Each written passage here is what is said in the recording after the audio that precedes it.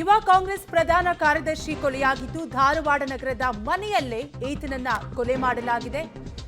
ಫೈರೋಜ್ ಪಠಾಣ್ ಕೊಲೆಯಾದಂತಹ ಮುಖಂಡರಾಗಿದ್ದು ಧಾರವಾಡ ನಗರದ ಹಾಶ್ಮೀರ ನಗರದಲ್ಲಿ ಇರುವ ಮನೆಯಲ್ಲಿ ಕೊಲೆ ಮಾಡಲಾಗಿದೆ. ಸ್ಥಳಕ್ಕೆ ಉಪನಗರ ಪೊಲೀಸರು ಕೂಡ ಈಗಾಗಲೇ ಆಗಮಿಸಿದ್ದು ಪರಿಶೀಲನೆಯನ್ನು ಕೂಡ ನಡೆಸಿದ್ದಾರೆ. ಮೊದಲು ಎನ್ಎಸ್ಯುಐ ವಿದ್ಯಾರ್ಥಿ ಸಂಘಟನೆಯಲ್ಲಿ ಫೈರೋಜ್ ಇರ್ತಾನೆ. ಕೊಲೆ ಹಿನ್ನೆಲೆ ಮನೆಯಲ್ಲಿ ಕುಟುಂಬಸ್ಥರ ಆಕ್ರಂದನ ಕೂಡ ಮುಗಿಲು ಮುಟ್ಟಿದೆ. ಫೈರೋಜ್ ಆಪ್ತರು ಕೂಡ ಈಗಾಗಲೇ ಸ್ಥಳಕ್ಕೆ ಆಗಮಿಸಿದ್ದಾರೆ. ಫೈರೋಜ್ ಪಠಾಣ್ ಕೊಲೆಯಾದಂತಹ ಮುಖಂಡನಾಗಿದ್ದು ಈಗಾಗಲೇ ಸ್ಥಳಕ್ಕೆ ಪೊಲೀಸರು ಕೂಡ ಭೇಟಿ ನೀಡಿ ಪರಿಶೀಲನೆಯನ್ನು ಕೂಡ ನಡೆಸಿದ್ದಾರೆ. ಸೊ ಮನೆಯಲ್ಲೇ ಈತನನ್ನ ಕೊಲೆ ಮಾಡಿದ್ದು ಪೋಷಕರ ಆಕ್ರಂದನ ಮುಗಿಲು ಮುಟ್ಟಿದೆ.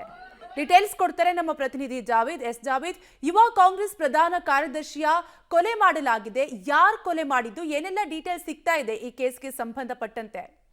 ನಿಜ ಕಾವ್ಯ, ಇವತ್ತು 9 ರಿಂದ 9:30 ಅಷ್ಟೊತ್ತಿಗೆ ಅಂತ ಹೇಳಿದ್ರೆ ಈ ಧಾರವಾಡದ ಹಾಸ್ಮಿ ನಗರದಲ್ಲಿರುವಂತ ಫೈರೋಜ್ ಪಠಾಣ್ ಎನ್ನುವಂತ ಏನು ಯೂತ್ ಕಾಂಗ್ರೆಸ್ ಮುಖಂಡ ಇದ್ರು, ಅವ್ರಿಗೆ ಏನಂತ ಹೇಳಿದ್ರೆ ಇವತ್ತು ಮನೆಯಲ್ಲಿ ಹೊಕ್ಕು ಇಬ್ರು ಯುವಕರು ಬಂದು ಕೊಲೆ ಮಾಡಿದಂತ ಪ್ರಕರಣ ಈಗ ಎಂತ ಹೇಳಿದ್ರೆ ಬೆಳಕಿಗೆ ಬಂದಿರುವಂತದ್ದು.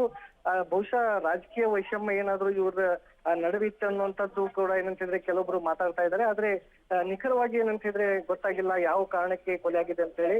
ಅದಕ್ಕೆ ಪೊಲೀಸರು ಕೂಡ ಏನಂತ ಹೇಳಿದ್ರೆ ತನಿಖೆ ಆರಂಭ ಮಾಡಿದ್ದಾರೆ. ಬಟ್ ಇಬ್ರು ಯುವಕರು ಬಂದು ಏನಂತ ಹೇಳಿದ್ರೆ ಮನೆಯಲ್ಲಿ ಚಾಕು ಇರು ಕೊಲೆ ಮಾಡಿದಂತ ಪ್ರಕರಣ ಏನಂತ ಹೇಳಿದ್ರೆ ಈಗ ಸದ್ಯಕ್ಕೆ ನಡೆದಿರುವಂತದ್ದು.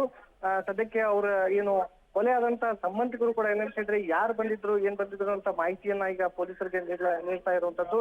ಹೀಗಾಗಿ ಪೊಲೀಸರು ಸಂಪೂರ್ಣವಾಗಿ ಏನಂತ ಹೇಳಿದ್ರೆ ಏರಿಯಾದಲ್ಲಿರುವಂತ CCTVಗಳನ್ನ ಪರಿಶೀಲನೆ ಮಾಡುವಂತದ್ದು, ಅದ್ರ ಜೊತೆಗೆ ಯಾರ್ಯಾರು ಇಲ್ಲಿ ಈ ಭಾಗದಲ್ಲಿ ಕೊಲೆ ಮಾಡಿ ಹೋಗ್ತಾರಂತ ಇಬ್ಬರು ಯುವಕರನ್ನ ನೋಡಿದ್ದಾರೆ, ಅವ್ರನ್ನ ಏನಂತ ಹೇಳಿದ್ರೆ ಈಗ ಸದ್ಯಕ್ಕೆ ತನಿಖೆ ಮಾಡುವಂತ ಕೆಲಸ ಮಾಡ್ತಾ ಇದ್ದಾರೆ. ನಿಜವಾಗ್ಲೂ ಯುವ ಮುಖಂಡ ಕಾಂಗ್ರೆಸ್ ಮುಖಂಡನ ಕೊಲೆ ಏನಂತ ಹೇಳಿದ್ರೆ ಈಗ ಈ ಒಂದು ಇಲ್ಲಿರುವಂತ ಜನರಿಗೆ ಆಗಿರ್ಬೋದು, ಇಲ್ಲಿ ಅಕ್ಕಪಕ್ಕದಲ್ಲಿರುವಂತ ಒಂದು ಬಡಾವಣೆ ಜನರಿಗೆ ದೊಡ್ಡ ಆತಂಕ ಸೃಷ್ಟಿ ಮಾಡಿರುವಂತದ್ದು ಕಾವ್ಯ. Thank you Javed ಡೀಟೇಲ್ಸ್ಗಾಗಿ.